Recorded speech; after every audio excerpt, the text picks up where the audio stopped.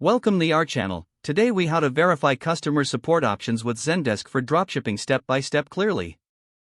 Begin by logging into your Zendesk account. Navigate to the admin interface, usually found in the sidebar as a gear icon. Click on the Channels section to access customer support options. Select the Email tab to verify your email support settings. Ensure that the correct email address is listed for customer inquiries. Test the email function by sending a message to this address. Check if the test email appears in the Zendesk ticketing system. Next, click on the Chat section in the Channels menu. Review your live chat settings, confirming that chat is enabled. Check the display name and availability settings for your chat widget. Visit your store's website to test the live chat feature. Now, navigate to the Help Center under the Channels menu. Ensure that your Help Center is set up correctly with necessary articles. Test the Help Center by searching for a common issue. Proceed to the Social Messaging tab to verify social media integrations. Confirm that your Facebook and Twitter accounts are correctly linked.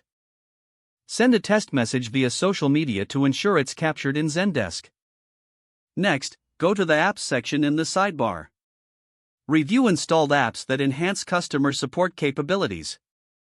Make sure any necessary apps for dropshipping are active and functioning. Now, navigate to Settings for Automation and Triggers. Verify that relevant triggers are set to automatically categorize tickets. Check your automation rules to make sure they streamline responses. Finally, compile all your findings into a document for easy reference. You have now successfully verified the customer support options with Zendesk. If the page does not load, refresh the browser or try again in a private or incognito window. Make sure you are using the correct email address, then retype it carefully to avoid small typos. If your password is not accepted, use the reset option and create a new strong password you can remember. Check your spam folder for verification or security emails, then complete any requested confirmation steps.